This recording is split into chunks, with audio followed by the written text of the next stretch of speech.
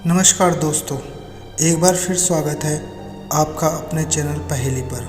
दोस्तों, आज मैं आपको एक ऐसे जहाज़ के बारे में बताने जा रहा हूँ जिसका नाम था टाइटैनिक। 882.75 फीट लंबा जहाज़।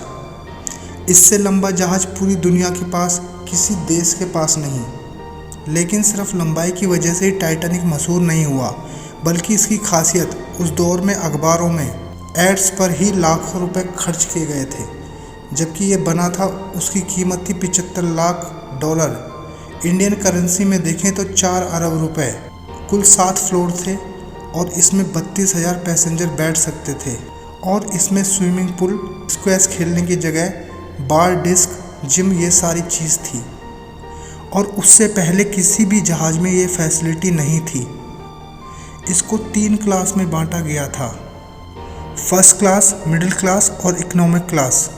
फर्स्ट क्लास की कीमत उस समय 1 करोड़ थी और इकोनॉमिक क्लास की कीमत उस समय 1 लाख थी। ये अपनी पहली ट्रिप पे निकला 14 अप्रैल 1912 में और इसको जाना था न्यूयॉर्क। और जब ये चला तो कुछ देर ही बाद ये एक बर्फीली चट्टान से टकरा गया और टकराने के बाद लोगों ने मदद भी मांगी, लेकिन तब तक देर हो गई। टकराने के बाद जहाज़ के 2 टुकड़े हो गए और जब तक राहत मिलती 1500 से ज़्यादा लोग मर चुके थे। बर्फ़ की चट्टान, पानी का तापमान और गहराई, करीब करीब 600 किलोमीटर के दायरे में इसका मलबा पसर गया। और यही वजह है कि इस हादसे के बाद उसके मलबे को ढूंढने की कोशिश की गई, लेकिन कामयाब नहीं हुए। बहुत सालों बीत गए, लेकिन टाइटैनिक का एक भी अंश मिला नहीं।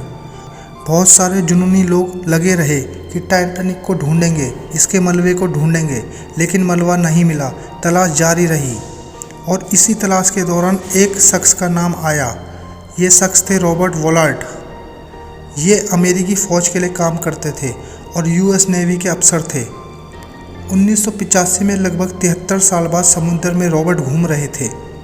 अचानक उनके जहाज़ के मॉनिटर पर कुछ दिखाई दिया तो पता चला वो टाइटैनिक का मलबा है और वो लगभग 4000 फीट समुद्र की गहराई में था।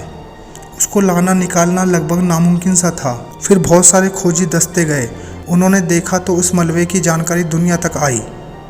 तो जहाँ पर ये मलबा है बहुत नीचे है और फंसा हुआ है। तो लोगों ने कहा इस मलबे को देखते हैं, और बहुत सारे जुनूनी लोग आए भी। और इसी के बाद ये कंपनी सामने आई, ओशन गेट। उसने कहा जब लोग मलबे को देखना ही चाहते हैं तो क्यों ना हम टूरिस्ट को ले जाएं और पैसे भी कमाएं।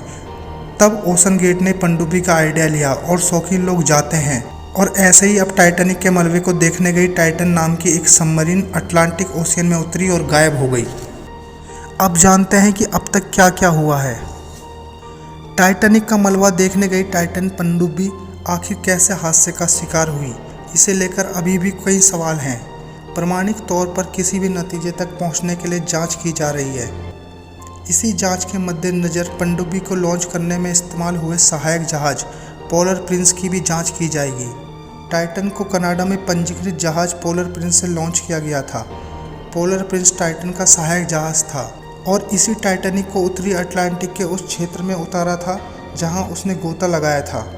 पोलर प्रिंस सेंट जोन्स लौट चुका है, जिसके बाद कनाडा ट्रांसपोर्टेशन सेफ्टी बोर्ड के अधिकारी जांच के लिए पहुंचे। जांच में शामिल लोग इस बात की पुष्टि करने की कोशिश करेंगे कि धमाका कैसे हुआ है और पनडुब्बी पर सवार लोगों की मौत कैसे हुई। अगर ऐसा हुआ है तो ये कब और कैसे हुआ। इस हादसे में सवार सभी 5 लोगों की मौत की पुष्टि हो चुकी है, लेकिन इन लोगों के शव मिल सकेंगे या नहीं, इसे लेकर कोई स्पष्टता नहीं है।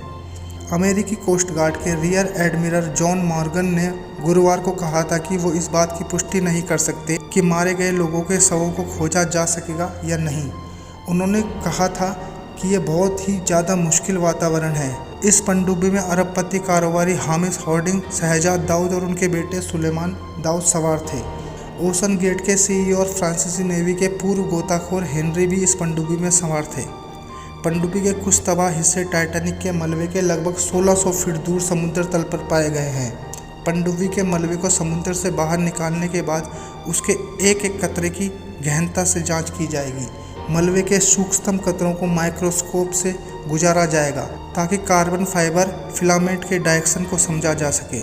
इस प्रक्रिया में सूक्ष्म दरारें तलाशी जाएंगी जिनसे पता चल सकेगा कि उस पनडुब्बी के अंत की शुरुआत कहाँ से हुई थी। इस दौरान जांचकर्ता जिस बड़े सवाल का जवाब तलाशने की कोशिश करेंगे वो ये रहेगा कि क्या हादसे की वजह ढांचागत असफलता थी।